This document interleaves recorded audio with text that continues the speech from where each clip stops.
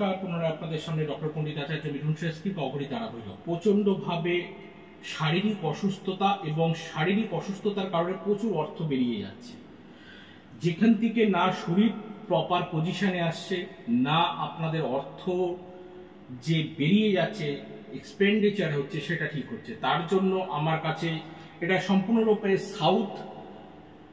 Southern ইন্ডিয়ানের Lakshmi powder যেটাকে বলা হয়, এটা হচ্ছে নর্থ ইস্টের জন্য, উত্তর পূর্ব কোণার জন্য।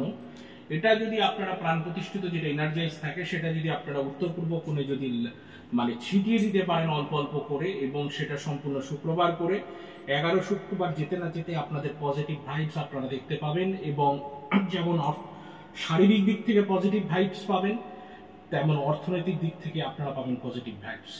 আজ অব্দি, আজ আর অন্য কোনো কথা নয়। সকলে ভালো থাকুন, সকলে ভালো থাকতে হবে, কারণ মাঝে কোনো আমি জন্ম।